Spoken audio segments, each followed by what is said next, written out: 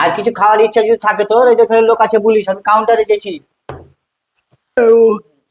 ভাই ক টাকা হলো বিল? কিরকম কথা বলছি রে তুই? তুই যে আমার হোটেলে এতদিন থেকে খেয়ে আছি, তা পয়সা নিয়ে আছি কোনোদিন? না আজ নিতে পারবো আমি? তো আমার বন্ধু লয়, জিগরি দোষ রে, জিগরি দোষ। ভাই শোন, তোর সাথে আমার একটু দরকার আছে। বল কেন, কি দরকার?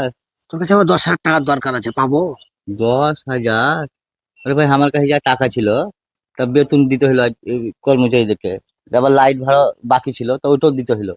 ঘর ভাড়া আজই চলে এলো, বেতন লিয়ে এলো, নিয়ে ওকেও দিতে হলো। আবার গ্যাস ছিল না, গ্যাস আনতে হলো। আমার কাছে একটু পয়সা নাই। ঠিক আছে ভাই, তাহলে কি আর করবি, তাহলে থাক, চললাম। আচ্ছা ভাই, যা। বুঝলাম একটু ভাই, তোমার আমিরুল বন্ধুর সাথে বাইরে দেখা হয়েছিল। বুঝলি না শেখ, মিঠুর কাছে 10,000 টাকা চাইলাম, তা মুখের উপরে বলে দিলে যে হবে না। আমি আগে জীবনে কোনো উপকারে পেলাম না, তো একবারে ফালতু বন্ধু। যদি যদি নাই পাবো তাহলে ও বন্ধু নিতে কি করবো? বেকার বন্ধু, একবারে ফালতু বন্ধু। বুঝলে রে ভাই, তুমি মানুষের 100 বার উপকার করো আর একবার না করে দাও, তো এই একবার তোকেই মনে রাখবে, 100 বার তো ভুলে যাবে। এইটাই মানুষের জীবনের নীতি।